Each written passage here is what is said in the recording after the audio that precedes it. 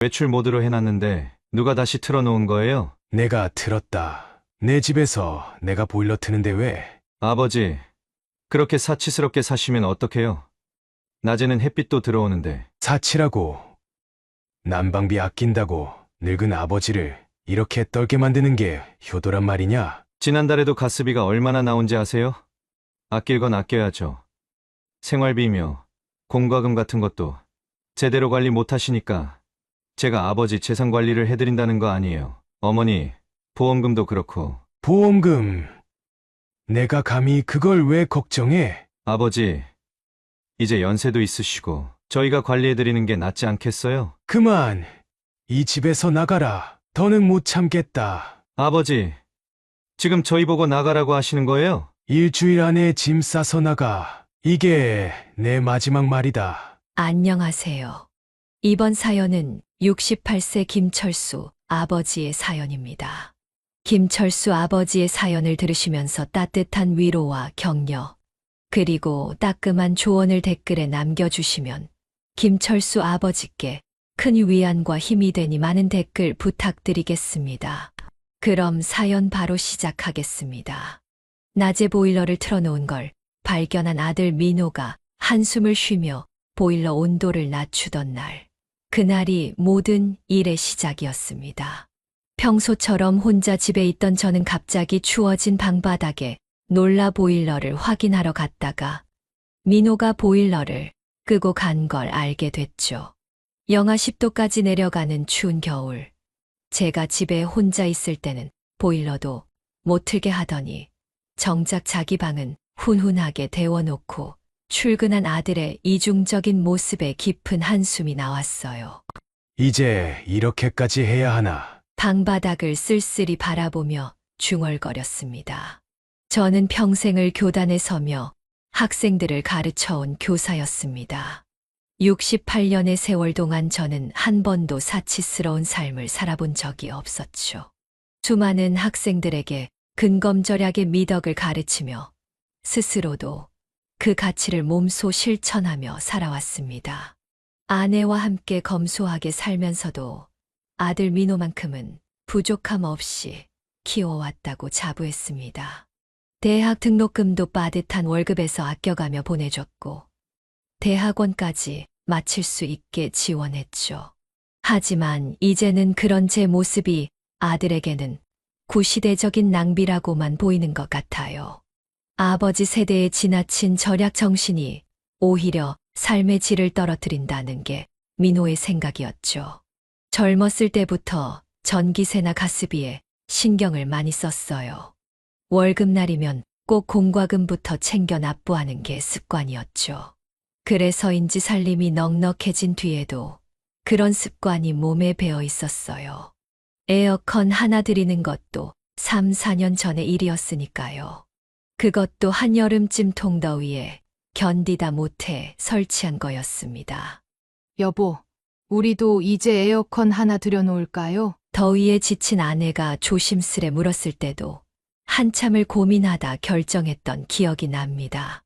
아버지, 집이 왜 이렇게 냉골이에요? 아직도 보일러 안 틀으셨어요? 어느 추운 겨울날 아들네 가족이 주말 점심을 먹으러 왔다가 던진 말이었습니다.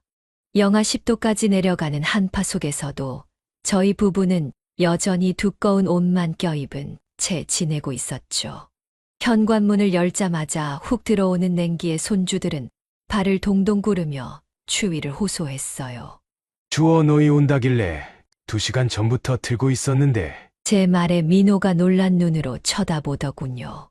쌍둥이들은 벌써 장갑을 낀 채로 소파에 웅크리고 앉아 있었습니다.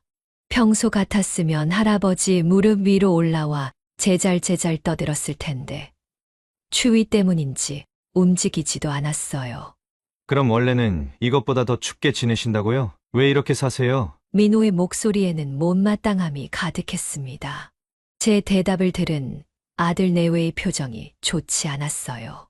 특히 며느리는 손주들의 양말을 만지며 한숨을 쉬었죠.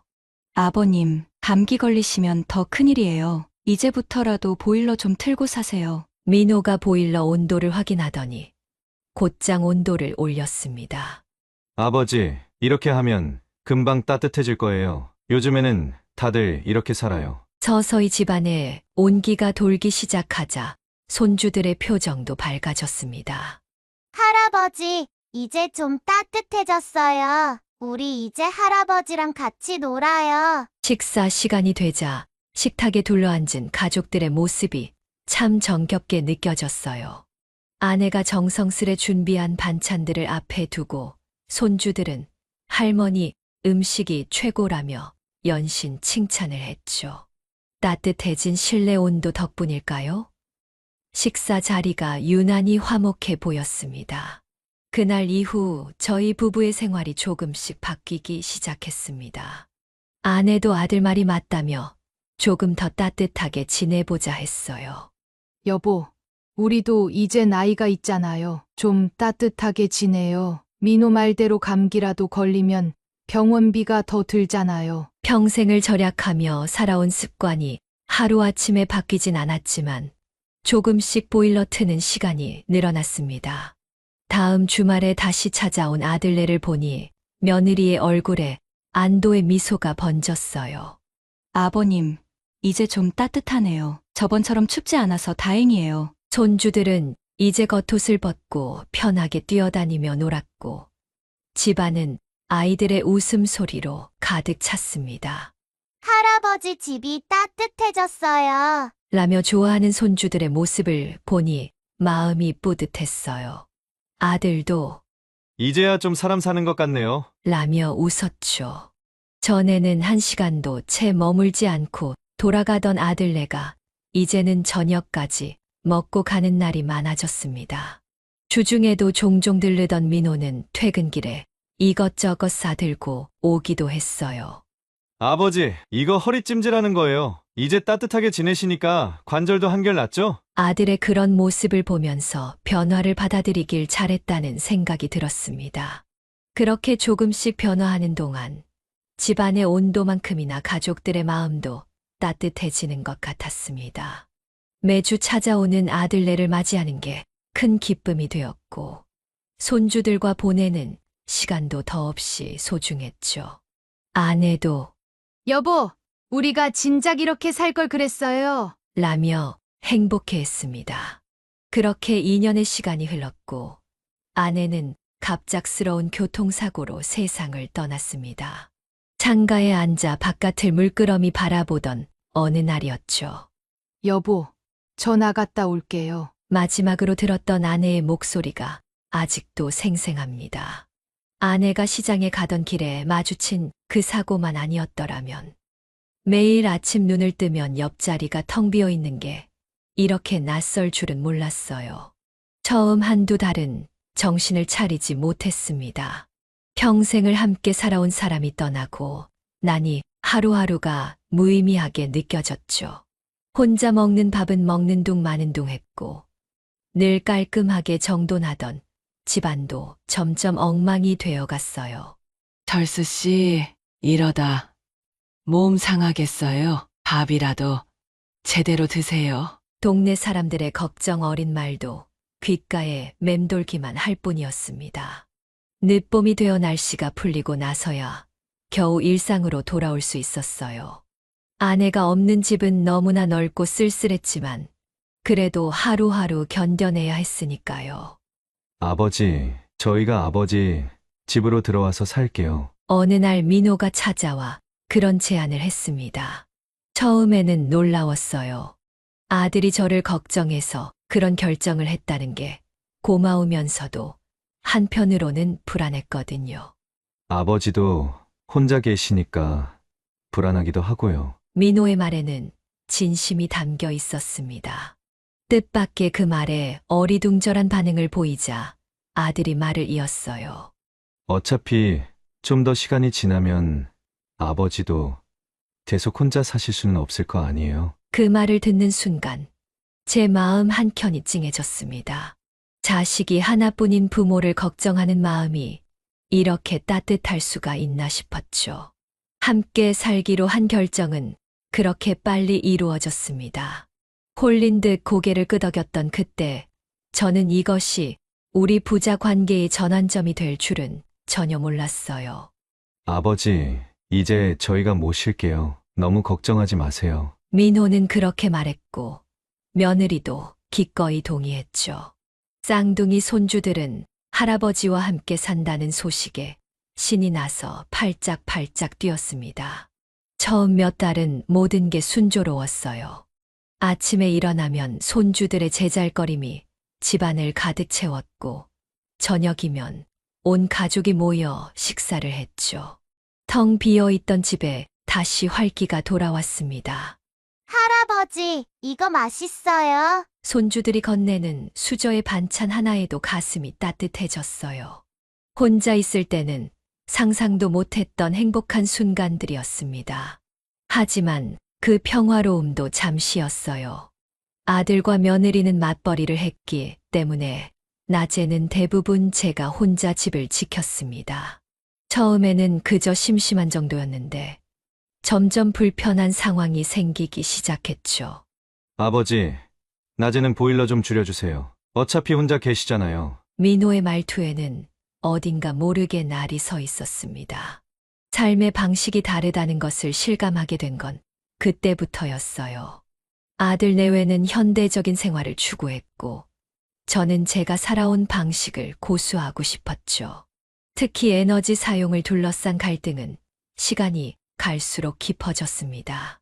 아내가 살아 있었다면 어땠을까 하는 생각이 자주 들었습니다. 아내였다면 이런 상황을 어떻게 해결했을까?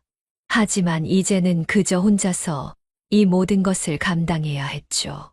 함께 산다는 것이 이렇게 어려운 일인 줄은 미처 몰랐습니다. 그렇게 시간이 흘러 겨울의 한복판에 접어들었습니다. 매서운 한파가 기승을 부리던 어느 날 아침, 민호가 출근하기 전 보일러 온도를 확인하는 모습이 눈에 띄었어요. 아버지, 이렇게 높게 해놓으시면 안 돼요. 20도면 충분하잖아요. 민호의 말에는 날카로움이 묻어났습니다. 내가 어릴 때는 이렇게 추운 줄 몰랐나 보구나. 제 중얼거림에 민호는 대꾸도 없이 현관문을 나섰습니다. 아들은 매일 아침 출근하면서 보일러를 끄고 갔습니다. 처음에는 제가 모르게 하더니 나중에는 대놓고 외출 모드로 바꿔놓곤 했어요. 아버지, 낮에는 어차피 햇볕이 들어서 따뜻하잖아요. 두꺼운 옷 입고 계시면 되죠. 그 말을 들을 때마다 가슴 한켠이 먹먹해졌습니다. 창가에 앉아 있으면 따뜻하다는 아들의 말처럼 저는 매일 창가 자리를 지키며 차가운 방바닥을 견뎌냈죠. 아버지 세대처럼 살면 우리도 노후 대비를 못해요. 민호의 이런 말들이 서서히 저를 옥죄어 오기 시작했습니다. 어느 날은 제가 감기에 걸려 알아 누웠어요. 춥고 습한 집에서 지내다 보니 면역력이 떨어진 모양이었죠. 아침부터 열이 나고 몸살 기운이 심했지만 약 한 봉지 사오는 것조차 아들의 눈치를 봐야 했습니다. 정작 제가 아플 때도 보일러는 여전히 외출 모드였죠. 감기약은 드셨어요? 며느리가 퇴근길에 사온 약을 건네며 물었지만 그 말에도 진심 어린 걱정은 느껴지지 않았습니다. 상황이 이렇다 보니 며느리와의 관계도 조금씩 서먹해졌어요. 아버님, 저희도 빠듯해서 그래요. 요즘 관리비가 너무 많이 나와서. 며느리는 민호보다는 완곡하게 말했지만 결국 하고 싶은 말은 같았습니다.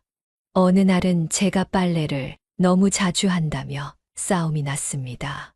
아버지, 옷 몇 벌 가지고 왜 매일 세탁기를 돌리세요? 전기세 얼마나 나오는 줄 아세요? 평생 깔끔하게 살아온 제 생활 습관마저 아들에게는 사치스러운 낭비로 보이는 모양이었어요.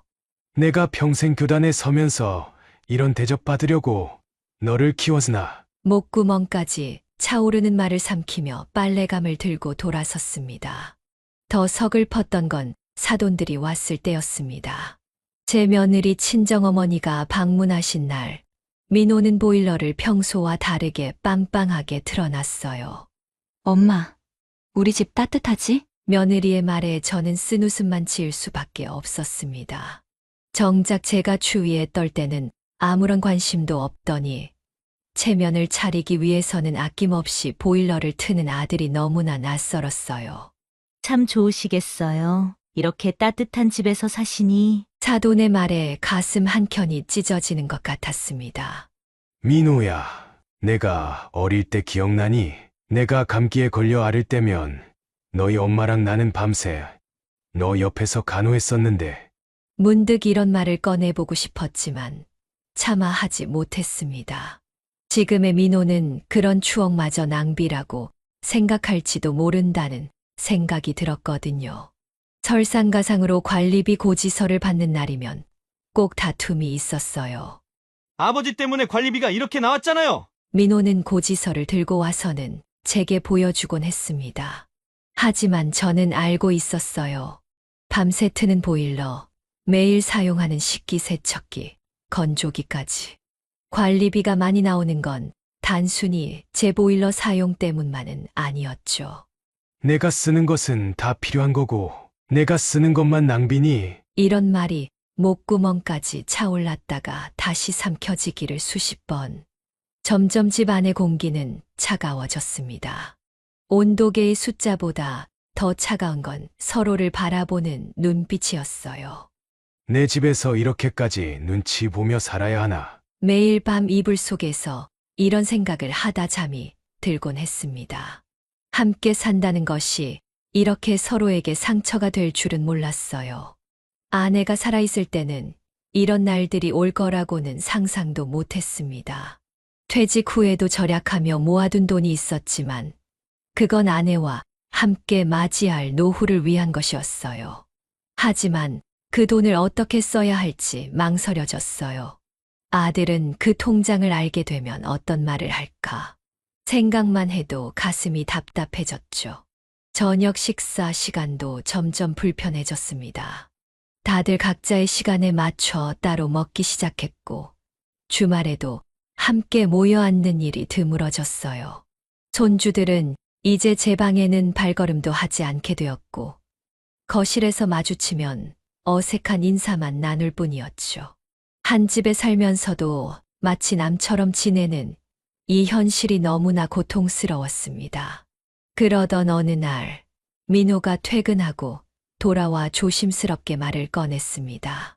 아버지, 어머니, 보험금은 얼마나 돼요? 갑작스러운 질문에 저는 숟가락을 내려놓을 수밖에 없었어요. 내가 왜 그걸? 말끝을 흐리는 제게 민호가 말을 이었습니다. 솔직히 아버님 앞으로 된 이 집도 보험금도 제가 관리하는 게 좋지 않을까요? 아버님은 연세도 있으시고. 그 순간 저는 아내가 떠나던 날의 기억이 스쳐 지나갔습니다. 아내가 마지막으로 남긴 보험금마저 이렇게 빼앗기게 될 줄은 몰랐죠. 순간 온몸에 힘이 빠졌습니다.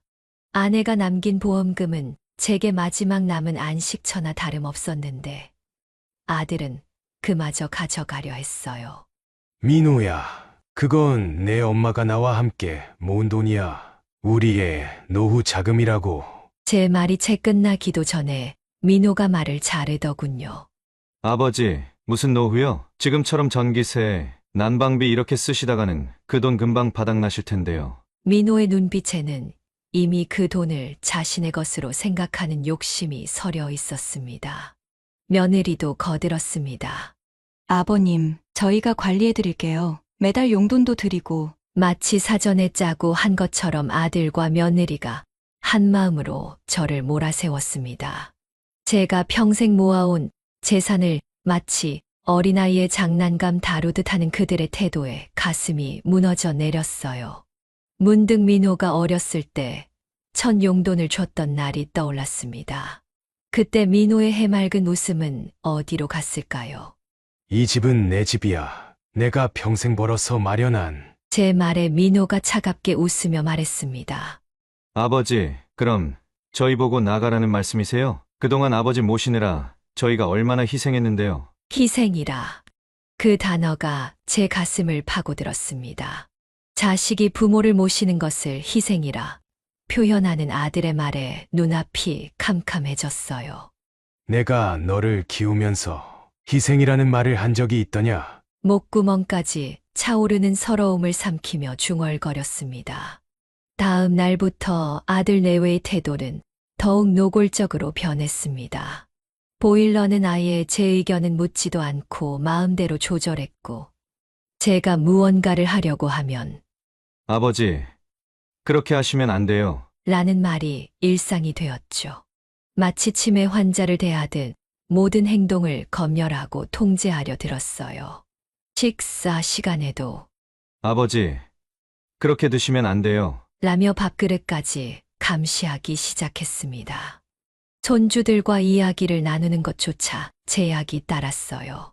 할아버지 피곤하시니까 방에 가서 너희들끼리 놀아. 며느리의 말에 손주들은 점점 제 방의 발걸음을 끊었습니다. 설상가상으로 민호는 이웃들에게도 제 험담을 늘어놓기 시작했습니다. 우리 아버지가 연세가 있으셔서 감당하기 힘들어요. 라며 마치 제가 문제 있는 사람인 것처럼 말하고 다녔죠. 평생을 이웃들과 정답게 지내온 제가 이제는 고개를 들고 복도를 걸을 수도 없게 되었습니다. 엘리베이터에서 마주치는 이웃들의 동정 어린 시선이 칼날이 되어 가슴을 찔렀어요. 급기야 어느 날 민호가 변호사와 함께 집에 들어왔어요. 아버지, 이제 법적으로 정리하는 게 좋을 것 같아요. 이 집도 제 앞으로 돌리시고. 제 입에서는 말이 나오지 않았습니다. 평생을 바쳐 키운 자식이 이제는 변호사까지 동원의 저를 몰아세우는 현실이 도저히 믿기지 않았어요. 변호사는 법적 용어들을 늘어놓으며 제 재산을 정리하는 방안을 설명했지만 그 말들은 제 귓가에 맴돌기만 할 뿐이었습니다. 그날 밤 저는 밤새 잠을 이루지 못했습니다. 창밖으로 보이는 달빛이 유난히 차갑게 느껴졌어요. 문득 서랍 속에 있는 아내의 사진을 꺼내보았습니다. 여보, 우리가 그렇게 키운 아들인데 내가 무엇을 잘못한 걸까요? 뜨거운 눈물이 아내의 사진 위로 떨어졌습니다. 민호가 첫걸음마를 떼던 날, 초등학교 입학식 날, 대학 합격 소식을 들었던 날, 그 모든 순간들이 주마등처럼 스쳐 지나갔어요. 화장실을 가려다 우연히 들은 민호 부부의 대화는 제 마지막 희망마저 앗아갔습니다. 여보, 이제 아버님 통장만 받으면 되는 거죠? 응. 변호사님이 다 알아서 해주시기로 했어. 속삭이듯 나누는 그들의 대화에 제 다리에 힘이 빠졌습니다. 벽을 짚고 겨우 제 방으로 돌아와 쓰러지듯 누웠어요. 결국 저는 마지막 결단을 내려야 했습니다. 민호야, 더는 이렇게 살 수 없구나. 떨리는 목소리로 이 말을 꺼냈을 때 민호의 표정은 전혀 동요가 없었어요. 오히려 이런 상황을 기다렸다는 듯한 냉정한 눈빛이었습니다. 더 이상 돌이킬 수 없는 강을 건너고 말았다는 생각이 들었어요. 평생 교직에 몸담으며 제자들을 가르쳤던 제가 정작 가장 소중한 제 자식은 제대로 가르치지 못했나 봅니다. 창밖으로 보이는 밤하늘의 별들이 제 인생처럼 흐릿하게 보였습니다. 민호야, 이제 결정했다. 열흘 안에 이사 가거라. 식사 시간에 던진 제 말에 아들 내외가 숟가락을 멈췄습니다. 평소와 다름없던 저녁 식사 시간, 밥솥에서는 여전히 따뜻한 김이 모락모락 피어오르고 있었죠. 하지만 그 순간부터 식탁의 공기는 차갑게 얼어붙었습니다. 아버지, 갑자기 무슨 말씀이세요? 민호의 목소리는 떨렸지만 그건 분노 때문이었죠. 수저를 든 그의 손이 미세하게 떨리는 것이 보였습니다. 내가 원하는 대로 해줄 수는 없어. 이 집은 내 집이고 보험금도 내 어머니와 내가 함께 모은 거야. 더는 이렇게 못 살겠다. 제 목소리는 의외로 차분했습니다. 어쩌면 이 순간을 위해 수없이 마음의 준비를 했기 때문일지도 모르겠어요. 식탁 위에 놓인 반찬들이 점점 식어가고 있었습니다. 아버지! 민호가 젓가락을 내던지며 소리쳤습니다. 젓가락이 바닥에 떨어지며 내는 소리가 이 순간을 더욱 극적으로 만들었어요. 우리 보고 당장 나가라고요! 이게 말이나 됩니까? 며느리는 울음을 터뜨렸고 손주들은 놀란 눈으로 상황을 지켜보고 있었죠.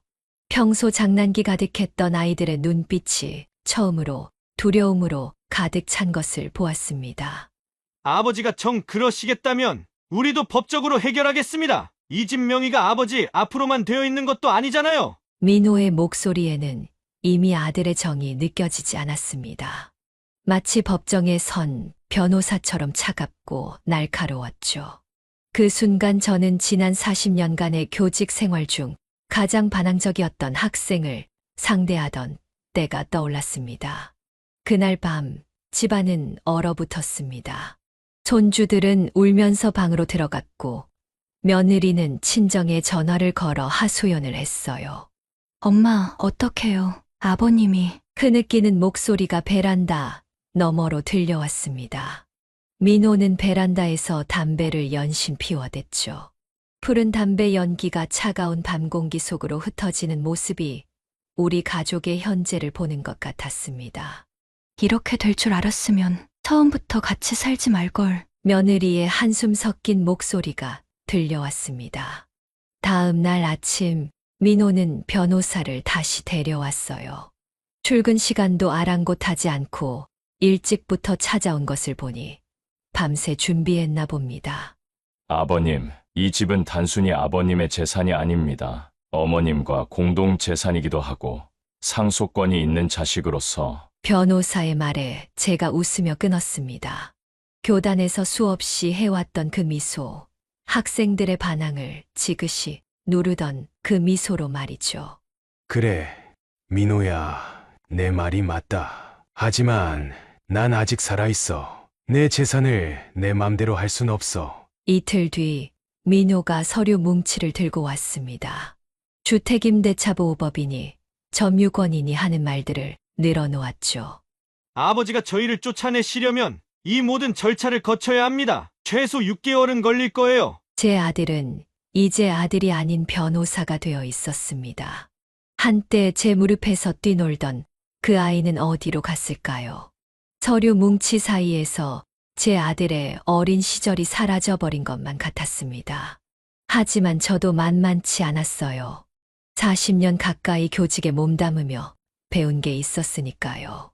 그래, 내가 법대로 하고 싶다면 그러자. 서재에서 서류를 꺼내 보여줬습니다. 제가 지난 몇 달간 준비해온 것들이었어요. 보험금 내역, 재산 관련 서류, 그동안 민호가 했던 행동들을 기록한 일지까지. 교사 시절의 습관대로 모든 것을 꼼꼼히 기록해두었던 것이 이런 날에 쓰일 줄은 몰랐습니다. 민호의 얼굴이 창백해지더라고요. 제 차분한 대응이 오히려 민호를 당황스럽게 만든 것 같았어요. 마치 예상치 못한 시험 문제를 받아든 학생처럼 말이죠. 널 키우면서 한 번도 법 같은 걸 들먹인 적 없었는데 내가 먼저 시작했잖니. 제 말에 민호는 아무 말도 못했습니다. 어린 시절 잘못을 지적받았을 때처럼 고개를 숙였어요. 그날 저녁 처음으로 진지한 대화를 나눴습니다. 거실 소파에 나란히 앉아 밤하늘을 바라보며 말이죠. 아버지, 솔직히 저희가 이 집에 들어온 건 민호가 입을 열었어요. 재산 때문이었다는 거 다 안다. 제가 말을 끊었습니다. 내가 그렇게 변할 줄은 몰랐구나. 마주 앉은 우리 부자는 더 이상 부자가 아닌 것만 같았습니다. 창밖으로 보이는 달빛이 우리 사이를 더욱 서늘하게 비추고 있었어요. 마지막 통보를 했습니다. 일주일 준다. 그때까지 새 집을 알아보거라. 보증금은 내가 빌려줄게. 민호는 잠시 망설이다가 고개를 끄덕였어요. 더는 싸울 의미가 없다는 걸 깨달은 듯했습니다. 그동안 죄송했습니다. 마지막 인사처럼 던진 한마디에 제 눈시울이 뜨거워졌죠. 꾸짖고 싶은 마음도 안아주고 싶은 마음도 있었지만 이제는 그 어느 것도 할 수 없었어요.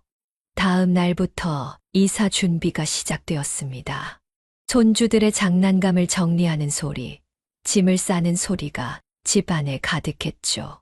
며느리는 마지막까지 한마디 말도 없었지만 눈물 흘리는 모습이 자주 보였어요. 어쩌면 며느리도 이런 결말을 원하지 않았는지도 모릅니다. 마지막 짐을 싸는 날, 손주들이 제 방을 찾아왔습니다. 할아버지, 우리 또 볼 수 있죠? 천진한 목소리에 제 마음이 무너져 내렸어요. 그럼 할아버지가 보고 싶을 때 언제든 찾아갈게. 그렇게 말은 했지만 앞으로 아들 가족을 다시 만날 수 있을지는 모르겠습니다. 이제 우리 사이에는 돈이라는 보이지 않는 벽이 세워졌으니까요. 결국 아들 내외는 이사를 갔습니다. 짐을 실은 용달차가 골목을 빠져나가는 것을 창밖으로 지켜보았어요. 쌍둥이 손주들은 마지막까지 뒤돌아보며 손을 흔들었지만 민호와 며느리는 끝내 고개도 돌리지 않았습니다. 아이들의 작은 손이 시야에서 사라질 때까지 창가에 서 있었어요. 용달차가 코너를 돌아 완전히 사라지고 나서야 저는 천천히 거실로 발걸음을 옮겼습니다. 그렇게 1년 만에 우리의 동거는 막을 내렸어요. 처음 며칠은 적응이 쉽지 않았습니다. 갑자기 찾아온 정막이 무거웠어요. 아침에 일어나면 들리던 손주들의 제잘거림도 저녁 시간에 식사 준비 소리도 없었죠. 텅 빈 집안을 돌아보며 문득 서글퍼지기도 했습니다. 아이들이 사용하던 방에는 여전히 그들의 흔적이 남아 있었어요. 벽에 붙어 있는 크레파스 자국, 바닥에 떨어진 장난감 부스러기. 이런 것들을 하나하나 정리하면서 눈물이 났습니다. 여보, 내가 잘한 걸까요? 아내의 사진 앞에서 한참을 머물곤 했어요. 아내였다면 이 상황을 어떻게 해결했을까 하는 생각이 자주 들었습니다. 그녀는 늘 가족 간의 문제를 지혜롭게 풀어내곤 했으니까요.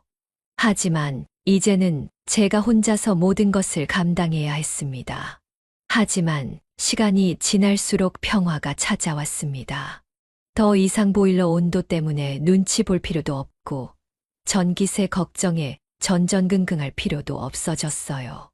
내 방식대로 내가 편한 대로 살 수 있다는 게 이렇게 큰 위안이 될 줄은 몰랐어요.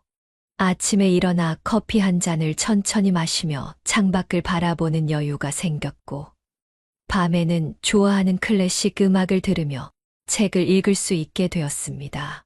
동네 노인회관도 다시 나가기 시작했습니다. 그동안은 아들 눈치 보느라 발걸음을 줄였었는데 이제는 당당하게 나설 수 있게 됐어요. 선생님, 오랜만이에요. 반갑게 맞아주는 이웃들 덕분에 마음의 상처도 조금씩 아물어갔습니다. 바둑을 두며 이야기를 나누고 함께 운동도 하면서 새로운 일상이 만들어졌어요. 퇴직금과 보험금으로 노후 계획도 새로 세웠어요.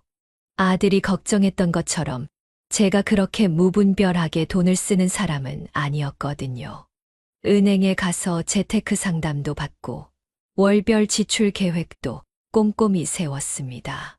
제 교직 생활의 경험을 살려 작은 과외도 시작했어요.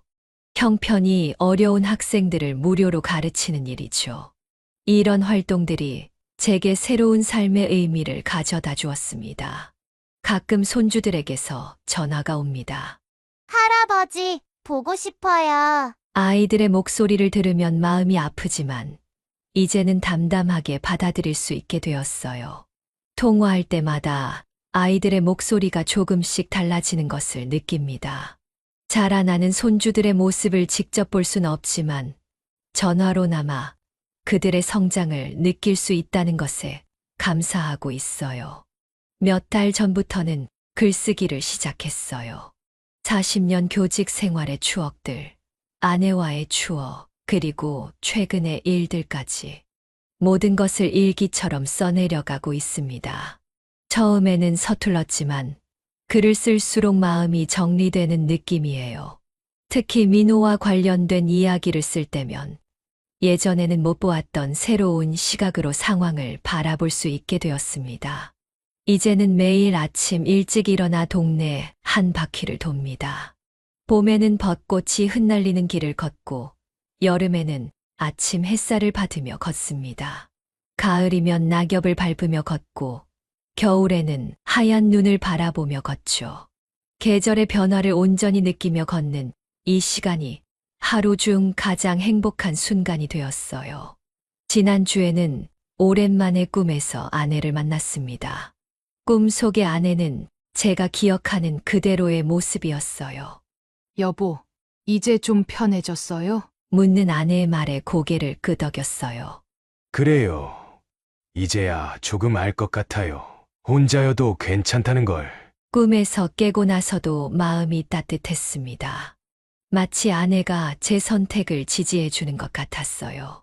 집 한켠에는 여전히 아들 가족의 흔적이 남아 있습니다. 정리하지 못한 장난감들, 벽에 걸린 가족 사진들. 이제는 이것들을 보며 아파하지 않아요. 그저 지나간 시간의 흔적으로 받아들이게 되었습니다. 때로는 그것들을 바라보며 미소 짓기도 해요. 모든 것에는 때가 있다는 걸 이제야 진정으로 이해하게 된 것 같습니다. 앞으로 얼마나 더 살게 될지 모르지만 이제는 두렵지 않습니다. 내 삶의 주인으로 살아가는 것, 그것이 진정한 행복이라는 걸 이제야 깨달았어요. 민호에게도 언젠가는 이 마음이 전해지길 바라면서 오늘도 저는 새로운 하루를 시작합니다. 창밖으로 보이는 아침 햇살이 어제보다 더 따스하게 느껴지네요. 여기까지 김철수 아버지의 사연이었습니다. 여러분은 어떻게 들으셨나요? 부모와 자식이라는 이유로 내 삶의 방식까지 포기할 필요는 없습니다. 당신의 인생을 당신 스스로 선택하세요. 함께 산다는 것이 서로를 불행하게 만든다면 떨어져 사는 것도 때로는 더 현명한 선택이 될 수 있습니다. 자식을 위해 평생을 살아오신 당신, 이제는 당신 자신을 위해 살아보는 건 어떨까요? 홀로 있다고 외롭지만은 않습니다. 당신의 방식대로, 당신이 편한 대로 그렇게 살아가는 것, 그것이 진정한 황혼의 행복이 아닐까요? 구독과 좋아요, 알림 설정하시면 올라오는 사연을 빠르게 받아보실 수 있습니다. 그럼 다음 사연으로 찾아뵙겠습니다. 고맙습니다.